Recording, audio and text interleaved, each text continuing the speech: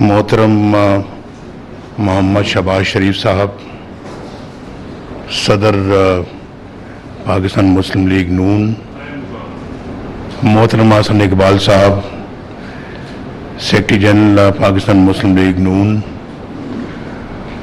मुअज़्ज़िज़ मेंबरान central working committee, मैंने पहले भी आपको सबको सलाम किया था, दोबारा अस्सलाम वालेकुम।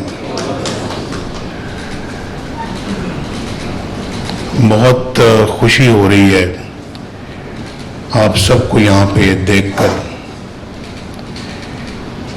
एक एक चेहरा माशाअल्लाह मुस्लिम लीग नून का एक सतून है और बड़े अरसे बाद इतने प्रोमिनेंट चेहरे मैंने एक साथ बैठे देखे हैं। गो हमारी मुलाकातें इंतखाबात में पार्लियामेंट्री बोर्ड की मीटिंग में हुई हैं, लेकिन एक साथ इतने लीडरशिप हमारी क़यादत इकट्ठी नहीं बैठी। मुख्तलिफ बैचेस में ज़रूर आए हैं लेकिन एक साथ नहीं। तो बहुत अच्छा लग रहा है मुझे और पूरे पाकिस्तान की मुस्लिम लीग नून की लीडरशिप यहाँ पे मौजूद है, जिसमें चारों सूबे भी हैं, जिसमें इस्लामाबाद भी है, जिसमें जिसमें आज़ाद कश्मीर भी है। तो बहुत अच्छा लग रहा है कि हर सूबे की क़यादत माशाअल्लाह यहाँ पे मौजूद है। तो मैं यही देख के बहुत खुश हो रहा था कि आज बड़े अरसे के बाद हम सब लोग इकट्ठे हुए हैं। बहुत अरसा जुदा भी रहे, मैं कहीं था, आप कहीं थे, कोई कहीं था, कोई जेल में था, कोई नज़रबंद था, कोई मुल्क से बाहर था, कोई मुल्क के अंदर रह के बहुत बुरे हालात फेस कर रहा था। किसी के बेटे को गिरफ्तार किया जा रहा था, किसी की बेटी को गिरफ्तार किया जा रहा था, किसी के भाई को गिरफ्तार किया जा रहा था और बड़े बड़े संगीन झूठे मुकदमात में गिरफ्तार किया जा रहा था। ये आंखों देखा वाक़या है और यहाँ सब बैठे हैं जिन्होंने वो मुकदमात भुगते हैं और उन सब पे मुझे बड़ा नाज है। मैं उन सब लोगों को दिल की गहराइयों से बड़ा प्यार भरा उनको पैगाम देना चाहता हूँ कि आप मुस्लिम लीग नून के बेहतरीन साथी हैं, बेहतरीन लोग हैं और आप उस भट्टी से निकले हुए सच्चे और खरे आप अपना सोना है। तो सोने में बल्कि सोने में तोलने के लायक हैं कि जिन्होंने कभी भी नहीं छोड़ा। उन्होंने ये सोचा कि हम अपना जो है वो ठीक है, जेलें भुगत रहे हैं, मुकदमे भुगत रहे हैं, ऐसे मुकदमे भी भुगत रहे हैं जिसकी सज़ा खुदा ना खास्ता सज़ाए मौत हो सकती है, लेकिन उन्होंने बड़ी बुर्दबारी के साथ, बहादुरी के साथ और जुर्रत के साथ हालात का मुकाबला किया और फिर उनके केसेस झूठे साबित हुए और फिर आज देखें वही जेलों में डाले गए लोग, हमारे भाई, हमारे बेटे बेटियां, हमारे पार्टी के कारकुन, पार्टी के लीडर्स जो बहुत मुश्किल हालात में वक्त गुजार रहे थे, आज माशाअल्लाह दोबारा असेंबली में आके बैठे हैं। तुम्हारा कोई वज़ीर आज़म है, कोई वज़ीर आला है, कोई स्पीकर है, कोई वज़ीर है और कोई अपना मशीर है और कोई जो है वो पार्टी के मुख्तलिफ ओहदों पे है, गवर्नमेंट के मुख्तलिफ ओहदों पे है। अल्लाह ताला ने बहुत फिर मेहरबानी की और सुरखू किया आप सबको। झूठे मुकदमात एक्सपोज हुए और फिर ये तो सब कुछ हुआ, इसमें कोई शक नहीं है, लेकिन दुख एक बात का बहुत है। अभी यहाँ पे बात हुई 1990 से बात शुरू की शहबाज शरीफ साहब ने। और 1990 का एक ऐसा दौर था जब हमारी गवर्नमेंट पहली दफ़ा मरकज़ में बनी मुस्लिम लीग नून की, तो उसमें जो हमने एक एजेंडा बना के मुल्क की तरक्की का जो काम शुरू किया, मेरा ख्याल है कि पाकिस्तान की सियासी तारीख में कोई उसकी मिसाल नहीं मिलती। और मुझे ये बताया जाए, मुझे ज़रा समझाया जाए क्या वजह थी कि 1993 में, मार्च 1993 में शायद, या उससे पहले एक आध महीने का फ़र्क होगा, हमारी हुकूमत का क्यों तख्ता उलट दिया गया। ये मैं पूछना चाहता हूँ, वजह क्या थी, उसकी वजह। एक सबसे पहले, मैं 1990 से शुरू हो रहा हूँ, अभी तो उससे पहले तो मैं चीफ मिनिस्टर था पंजाब का, लेकिन जानना चाहता हूँ, मुझे आज तक उसकी वजह समझ नहीं आई। और मैं उन लोगों के नाम भी नहीं लेना चाहता जो इस साजिश में जो पूरी तरह से इन्वॉल्व थे। अगर वो मोमेंटम जारी रहता आज तक, आप यकीन करें हम दुनिया के अंदर एक पावर बन चुके होते। इस एशिया में तो हम यकीनन अल्लाह के फजलो करम से नंबर 2 या नंबर 3 पर होते, और दुनिया में भी एक मकाम हासिल कर चुके होते। मैं बिल्कुल वसूख के साथ ये बात कह रहा हूं। हमारा मुल्क टेक ऑफ कर चुका था और मोटरवेज उस जमाने में बननी शुरू हो गई। उस जमाने में बड़े बड़े मेगा प्रोजेक्ट्स लगने शुरू हो गए जिसकी कोई तारीख में मिसाल नहीं मिलती। और उस वक्त ये भी कहा जाता था, और बड़े बड़े लोग कहते थे, और जिन्होंने मुझे निकाला वो भी कहते थे कि भाई ये मोटरवेज के ऊपर क्यों पैसा लगा रहा है नवाज शरीफ, ये क्या क्या मंसूबी, तो पैसा जाया कर रहा है। आज उन मोटरवेज की अफादियत का पूरी कौम को इल्म है। सब जानते हैं कि मोटरवेज ने पाकिस्तान की इकोनॉमी के अंदर कितना कंट्रीब्यूट किया है।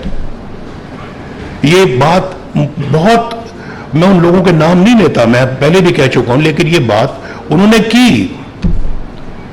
और फिर इतना इकोनॉमिक ग्रोथ हमारी बढ़ती जा रही थी, इतनी इकोनॉमिक ग्रोथ तेजी के साथ हो रही थी, और आप उसमें से कई लोग विटनेस हैं। मेरी काबीना के मेंबर थे उस जमाने में कई लोग, और आप में से बहुत सारे लोग वजीर थे, मुशीर थे, तो आप सब लोगों को पता है इस बात का। उसके बाद फिर वो तलवार पाकिस्तान पे चली, फिर उसके बाद फिर मैं ऑपोजिशन में आए, हम जो मुश्किलें काटी देखी वो आप सब जानते हैं। 1997 में अल्लाह ने फिर मौका दिया, फिर हमने जो है ना वो उसी स्पीड के साथ फिर आगे बढ़ना शुरू किया, और उसमें एक और चीज़ का इजाफा किया। हमने सिर्फ अपनी मईशत या इकोनॉमी में किरदार अदा नहीं किया, सिर्फ हमने डिफेंस में भी पूरा पूरा जो है वो हिस्सा डाला, और अल्लाह ताला के फजल करम से पाकिस्तान को एटमी कुव्वत बनाया। और उसके बाद हमने अपनी जो दूसरे हमारे प्रोग्राम हैं हमारे मुल्क के अंदर, उनको भी हमने आगे परवान चढ़ाया है। शहबाज साहब का बहुत बहुत शुक्रिया कि शहबाज साहब ने भी एटमी कुव्वत जब हम बन रहे थे तो उस वक्त प्रेसिडेंट क्लिंटन के साथ जो मेरी गुफ्तगू हो रही थी उसका हवाला देते हुए कहा जी कि पाकिस्तान को $5 बिलियन ऑफर किए गए। ये सही बात है। और उस जमाने के $5 बिलियन, आज के नहीं, उस जमाने के 1998 के $5 बिलियन एक बहुत बड़ी रकम होती थी। तो वो ऑफर किया जी कि हम आपको ये देते हैं, आप एटमी धमाके ना करें। तो हमने, मेरा ख्याल है कि आप में से कोई एक बंदा भी नहीं होगा इस पूरे हॉल में, मेरे ख्याल 147 लोग बैठे हुए हैं, तो उनमें से मेरा ख्याल है कि 147 के 147 ही कहेंगे कि हमने वो $5 बिलियन ना वसूल करके हमने और एटमी धमाके करके सही फैसले का सबूत दिया।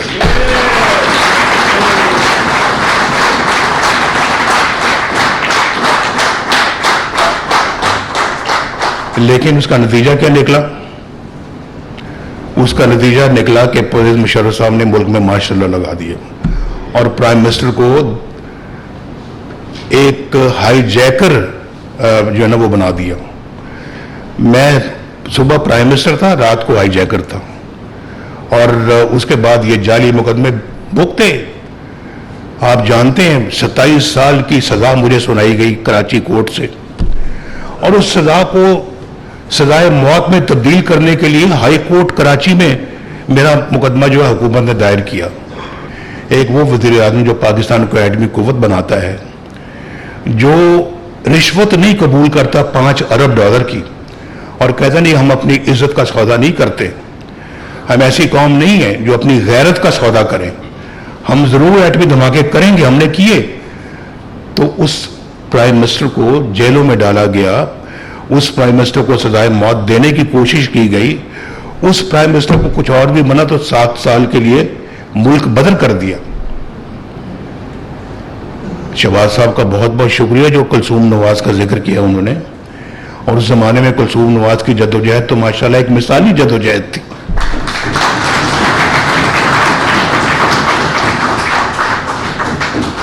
اللہ تعالیٰ ان کو اپنے جوار رحمت میں جگہ عطا فرمائے. تو میں سمجھتا ہوں جی کہ یہ میں آپ کو بتدریج بتا رہا ہوں کہ ہوتا کیا ہے, ہماری 70 سالہ تاریخ ان واقعات سے بھری پڑی ہے, اور بہت سے اس میں اس کی طرف نہیں جانا چاہتا. لیکن اس کے بعد پھر جلاوطنی ہوئی, ہم واپس آئے, 2013 میں پھر ہماری حکومت آئی, اور ہم نے آ کے کیا کیا, 2013 میں آ کر سب سے پہلے حکومت سنبھالنے کے بعد نواز شریف کہاں جاتا ہے؟ نواز شریف جاتا ہے بنی گالہ. کس کو ملنے کے لیے؟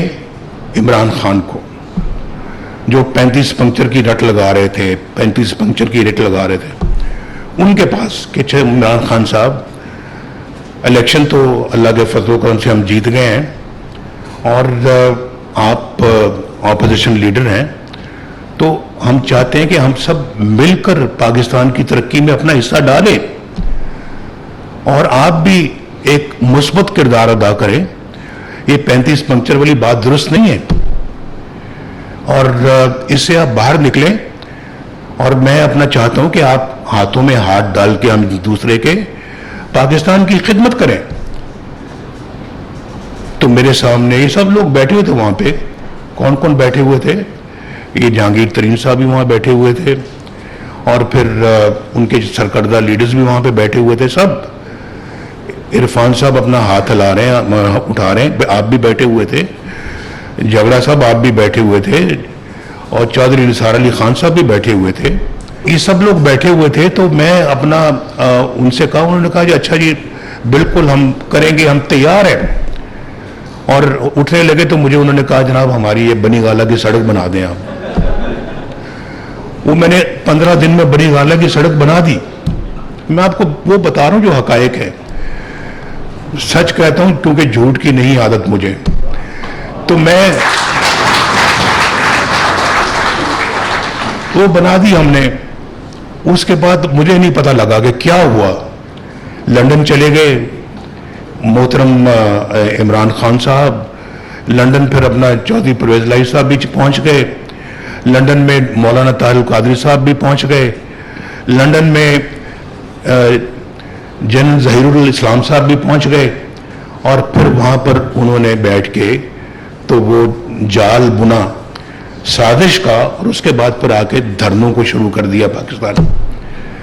میں نے کہا میں تو یار چند دن پہلے میں ان کو مل کے آئے ہوں, آج دھرنے انہوں نے شروع کر دیے, کیوں؟ کچھ سمجھ نہیں آئی. کہاں سے ان کو اشارہ ملا, کیا ملا, کیسے ملا, کیا ہوا؟ بتاؤ تو یار, ہمیں پہلے کم از کم بتا تو دو.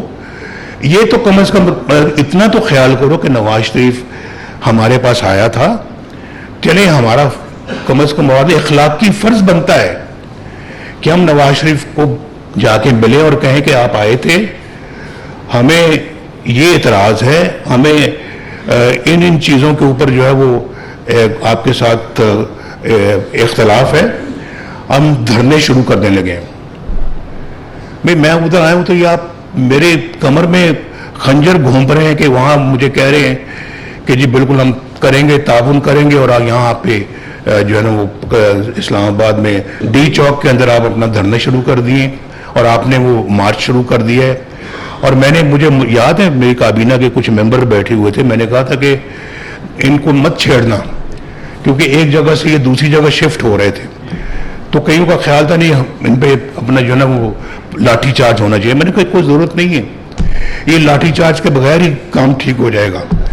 تو آپ نے دیکھا کہ وہ لاٹھی چارج کے بغیر کام ٹھیک ہو گیا, کیونکہ اس کے بعد وہ دھرنے کوئی 200 300 400 سے زیادہ نہیں ہوتے تھے, وہ ایک وقت آ گیا تھا. تو میں آپ سے یہ کہنا چاہتا ہوں کہ یہ دھرنوں کے بعد چلے وہ بھی ایک وقت گزر گیا, ہم نے بھگتا لیے دھرنے. وہ چائنا کے پریزیڈنٹ پاکستان آ رہے تھے اور وہ بار بار ان کا آ رہا تھا, یہ کینسل ہو گیا پہلا, لیکن دھرنے جو وہ 4 مہینے چلتے رہے اور ہمیں بڑی مشکل پیش آ رہی تھی تو کہ ہم ان کو کیسے بلائیں یہاں پہ ان دھرنوں میں. بہرحال پاکستان میں وہ آئے اور اس کے بعد پھر جب وہ یہاں پاکستان کے اندر آئے تو سی پیک پہ کا ایگریمنٹ ہوا انہوں نے کہ جناب یہ تحفہ ہے, یہ جو سی پیک جو ہے یہ آپ کے لیے مسٹر نواز شریف, آپ کے لیے ہماری طرف سے, چائنا کی طرف سے.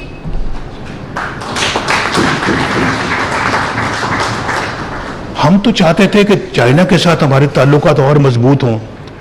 ہر جگہ پہ ہم یہ بات کرتے ہیں جی کہ higher than the highest peak in the world and deeper than the deepest ocean in the world and sweeter than the sweetest honey in the world. یہ تعلقات ہمارے اس طرح کے ہیں. تو وہ تعلقات کو اور سیمنٹ کرنے کے لیے پاکستان آئے تھے اور ہم نے جو ہے نا وہ اس کے بعد جو ہے وہ جب کام شروع کیا تو آپ جانتے ہیں کہ سی پیک کے ذریعے سے پھر ہم نے پاور پلانٹس ملک کے اندر بنائے, ہم نے سی پیک کے ذریعے سے موٹر ویز پاکستان کے اندر بنائی. خیبر پختونخوا میں 2013 میں ان کی گورنمنٹ نہیں بنتی تھی اگر ہم نہ مدد کرتے. اور ہم نے مولانا فضل الرحمان صاحب کو, جو میرے بڑے اچھے دوست ہیں اور بہت میرا ان کے ساتھ ایک بڑا دلی لگاؤ تعلق ہے, تو میں نے ان سے درخواست کی. میں نے کہا مولانا صاحب, کیونکہ انہوں نے مجھے کہا کہ ہم آپ اور باقی لوگ مل کر یہاں گورنمنٹ بنا سکتے ہیں. میں پرائم منسٹر تھا تو مجھے میرے پاس تشریف لائے, تو میں نے کہا مولانا صاحب بالکل میں آپ کی بات کا احترام کرتا ہوں, لیکن اس وقت اگر جو سنگل لارجسٹ پارٹی جو ہے کے پی کے میں وہ یہ پی ٹی آئی ہے, تو گو ان کے پاس میجورٹی نہیں ہے لیکن سنگل لارجسٹ وہی ہیں, تو ان کو بنانے دیں. ہم میرا خیال ہے کہ یہ الزام نہ لیں اپنے سر پہ کہ ہم نے سنگل لارجسٹ پارٹی کو موقع نہیں دیا. تو مجھے انہوں نے کہا کہ دیکھ لینا یہ فیصلہ آپ کا صحیح ثابت نہیں ہوگا. میں نے کہا مولانا صاحب میں ٹھیک ہے آپ کی بات صحیح ہے اپنی جگہ پہ, لیکن میرا خیال ہے کہ ان کو موقع دینا چاہیے. میری بات انہوں نے مان لی اور وہ ہم نے ان کو موقع دیا. تو یہ بالکل ریکارڈ کی بات ہے کہ ہم نے جناب جو ہے وہ اس گورنمنٹ کو وہاں بننے میں کوئی رکاوٹ نہیں ڈالی. ایک موقع تھا کہ آپ کو پتہ ہے کہ ایک وزیر اعظم تھے, انہوں نے پورے سارے صوبوں میں اپنی گورنمنٹ بنائی تھی. دوسری گورنمنٹس کو بھی, پارٹیوں کی گورنمنٹس کو اکھاڑ کے اپنی پارٹی کی گورنمنٹ بنائی, لیکن ہم نے ایسا کام نہیں کیا. آزاد کشمیر کے اندر ان کی گورنمنٹ تھی پی ٹی آئی کی, ہم نے اس کو بھی نہیں چھیڑا. پیپلز پارٹی کی گورنمنٹ تھی, ہم نے اس کو بھی نہیں چھیڑا. ہم نے اس کو بھی کہا, بلکہ ہمارے لوگ مجھے مجبور کرتے رہے کہ جناب بڑا اچھا سازگار ماحول ہے, ہم یہاں پہ اپنی حکومت بنا سکتے ہیں. میں نے کہا نہیں, مجھے معلوم ہے کہ آپ اس حکومت کو الٹا سکتے ہیں اور اپنی حکومت بنا سکتے ہیں, لیکن میں آپ کو اس بات کی اجازت نہیں دیتا. نہیں بنائی ہم نے وہاں پہ گورنمنٹ, انہیں کی گورنمنٹ کو چلنے دیا. تو ہم اپنا جو ہے نا وہ اگر وہاں پہ پی ٹی آئی کی گورنمنٹ بھی ہوتی تو ہم یہی کرتے. یہ ہمارا ایک اصول تھا کہ ایسے بغیر وجہ ہم کیوں چھیڑ خانی کریں, چھیڑ چھاڑ کریں اور معاملات کو خراب کریں.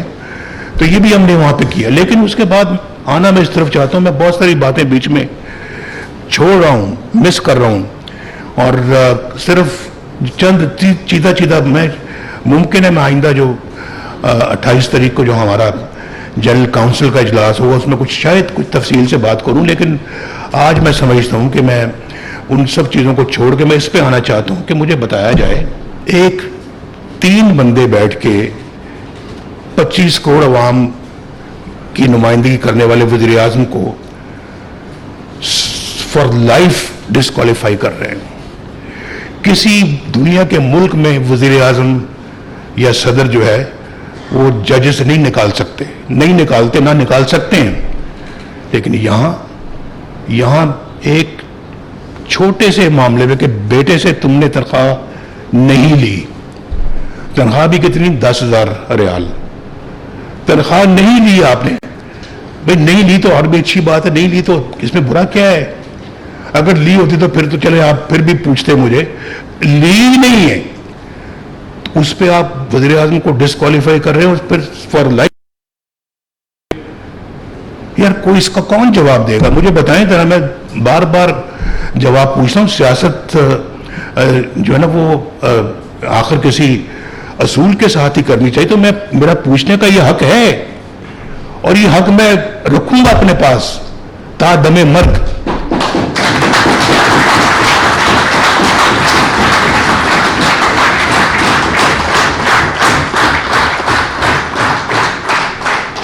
निकालने के बाद फिर वहां नहीं रुकते, इसको उतारो सदारत से भी, पार्टी की सदारत से, नवाज शरीफ को पार्टी की सदारत से भी हटाओ, वो भी उन्हीं का फैसला होता है कि हटाएं, आपका फैसला नहीं आता।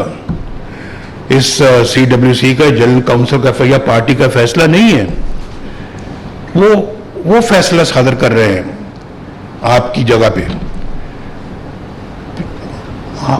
आपको क्या इख्तियार है भाई? क्या मुझे पार्टी की सदारत से आप हटा रहे हैं? उसके बाद फिर अपना वो भी नहीं।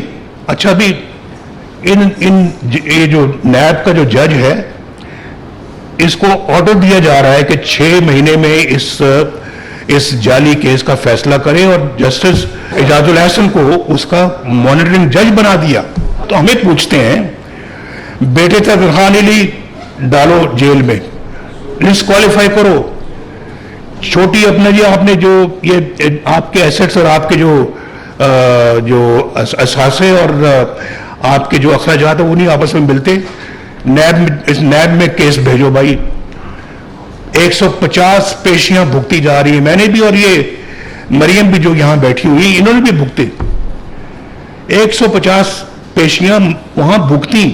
तो मैं ये भी नहीं पूछ सकता कि भाई बताएं ये फिर जज साहब ने क्यों इस्तीफा दिया? जनाब, चीफ जस्टिस बनने वाले जज ने वक्त से पहले इस्तीफा दे के वो भाग गए, क्यों भागे? पूछा तो जाए। जज जो थे, जो फारिग किए गए हैं वहां सुप्रीम कोर्ट के, मज़ाहिर नकवी साहब, भाई आपने इतनी जायदादें बनाई थी, आपने अभी तक कोई कौम के सामने लाए ना, कोई मुकदमा चलना चाहिए आप पे, पता तो लगे कि आपने ये गलत तरीके से सारा कुछ बनाया और आपको भी नैब के अंदर डालना चाहिए। आप भी नैब भुगते हैं, हम सब ने नैब भुगती है और बेवजह भुगती हैं, बेवजह भुगती हैं।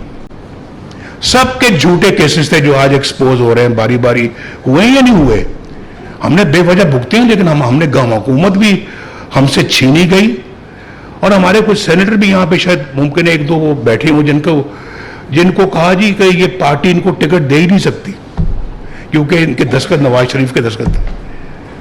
तो नवाज शरीफ साहब क्योंकि सदर नहीं रहे, लिहाजा इनको हम नहीं मानते, इनको मतलब ये कि 2 टूट जाएंगे बंदे उनसे, लेकिन वो टूटे नहीं, वो साथ ही रहे।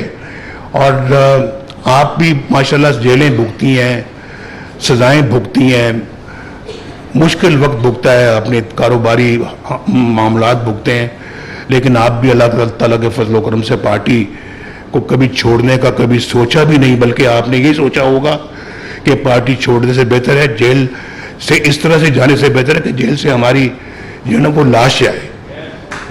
मैं समझता हूँ, जज्बात को समझता हूँ, तो ये बहुत बड़ी बात है। मुझे आपको सबको खराज तहसीन पेश कर दी, लेकिन मैं अब उस बात की तरफ मैं मुख्तसर करते हुए दोबारा आता हूं कि फिर क्या हुआ کہ ایک سٹنگ پرائم منسٹر کے خلاف اتنی بڑی سازش کی گئی، اس کو نکالا گیا، اور پھر اس کے بعد کیا ہوا؟ جج شوکت صدیقی صاحب کہتے ہیں کہ میرے پاس یہ جرنیل آئے اور انہوں نے کہا جی کہ نواز شریف کو اور مریم کو آپ نے اندر رکھنا ہے، جیل میں، باہر نہیں آنے دینا۔ بول پڑے وہ۔ یہ بھی اس کا بھی کوئی کسی کنارے یہ بات ساری لگنی چاہیے، اکاؤنٹیبلٹی ہونی چاہیے۔ ہم صرف وہ اکاؤنٹیبلٹی کا مطالبہ کرتے جس نے پاکستان کو تباہ و برباد کیا ہے۔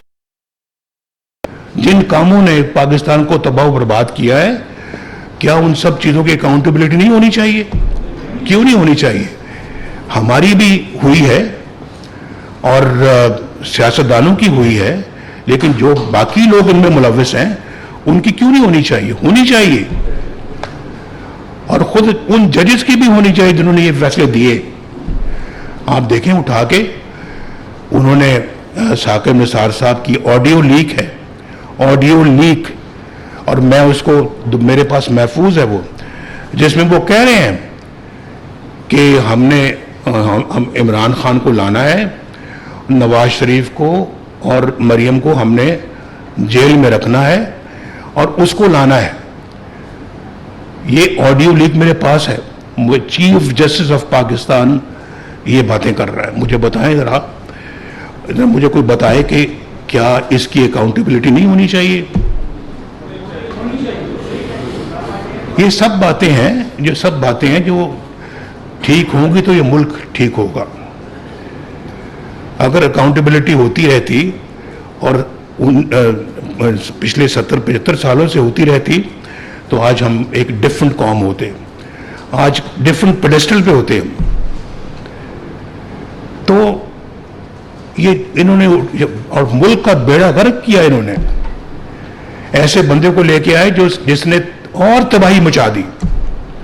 مجھے ذرا کوئی بتائے، میں پوچھنا چاہتا ہوں اپنے، آپ بڑے سمجھدار لوگ بیٹھے ہوئے ہیں، ہر چیز کی قیمت ہمارے دور میں جب تک میں وزیر اعظم تھا بالکل مناسب سطح پہ تھی، چاہے وہ بجلی ہے، چاہے وہ گیس ہے، چاہے وہ سبزیاں ہیں، چاہے وہ پیٹرول ہے، چاہے وہ ڈیزل ہے، چاہے وہ دیگر اپنا ضرورت زندگی کی آٹا ہے۔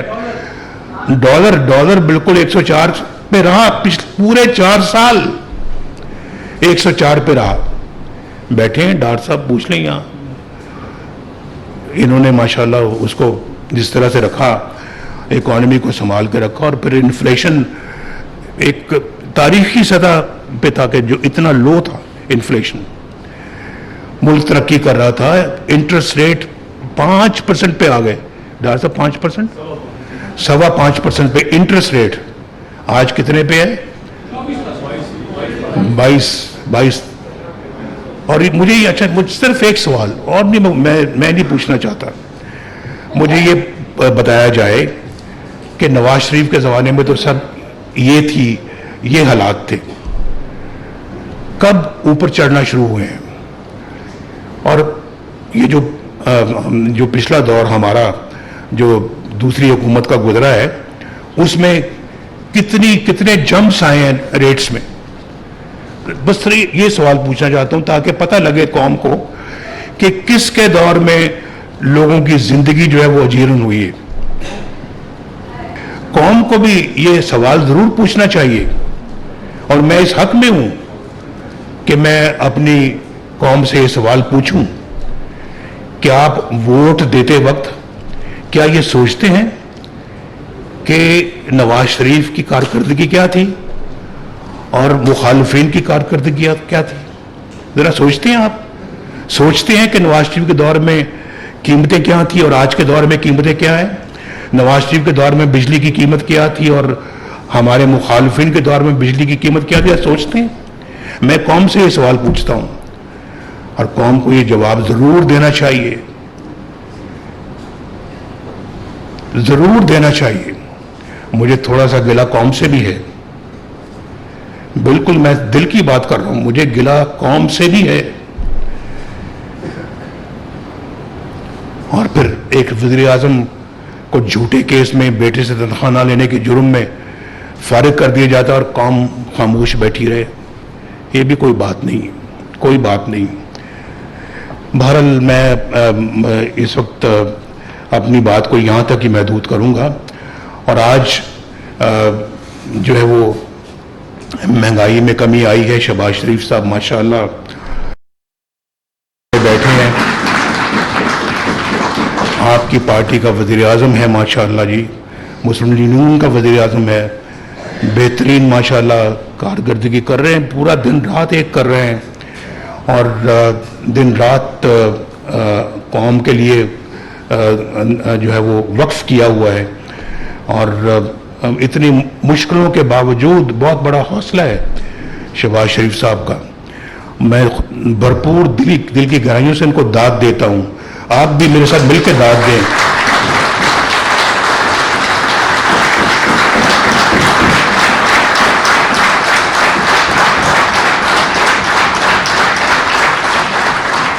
جس حوصلے، عزم، بردباری، جرت، بہادری کے ساتھ یہ حالات کا مقابلہ کر رہے ہیں، انشاءاللہ دن بدلیں گے، حالات ضرور بدلیں گے انشاءاللہ، کیونکہ نیت نیک ہے، نیت ان کی نیک ہے. انشاءاللہ حالات بدلیں گے.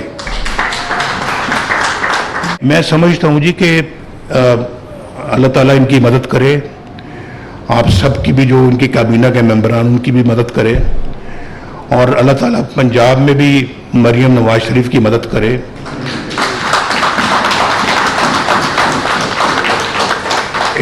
ان کے تمام کیبنٹ کے لوگوں کی اور تمام جو لوگ ان کی مدد کر رہے ہیں ان کی بھی مدد کرے، اور اللہ تعالیٰ ایسے جلدی حالات پیدا کرے کہ پاکستان کے لوگ جو ہیں وہ ان کی زندگیوں میں آسانی پیدا ہو، آسانی آئے، وہ غربت سے باہر نکلیں، مشکل دور سے باہر نکلیں. اور مجھے مریم بتاتی ہیں ماشاءاللہ کہ جب جس چیز کی طرف یہ کام کرتی ہیں اس میں پہلے سے شہباز شریف صاحب کا کہ سامنے کام نظر آتا ہے. تو بہت اپنا جو ہے وہ شہباز صاحب نے الحمدللہ صوبے میں کام کیا جو کہ مریم کے لیے ایک رہنمائی کا درجہ رکھتی. تو آپ سب کا جی بہت بہت شکریہ. باتیں تو بہت ہیں کرنے والی، لیکن میرا خیال ہے کہ انشاءاللہ پھر صحیح. تو آپ نے جو آج فیصلے کیے ہیں جی وہ میرے لیے بہت آنر کی بات ہے. میں شہباز صاحب کا بہت شکریہ ادا کرنا چاہتا ہوں کہ انہوں نے اللہ کے فضل و کرم سے وہ مسلم لیگ نون کا جھنڈا اٹھائے رکھا اور جو ہے وہ پارٹی کو ماشاءاللہ متحد رکھا، اور جو بھی خدمت ہو سکی پارٹی کے لیے انہوں نے کی، اور امانت بہت سنبھال کے رکھی ہے. اب اگر میرے پاس اگر ایسی کوئی مجھے امانت اگر سونپی گئی تو میں بھی اس کا اسی طرح سے خیال کروں گا جس طرح سے شہباز شریف صاحب نے خیال کیا. بہت بہت شکریہ جی. اللہ تعالیٰ آپ سب کو خوش رکھے.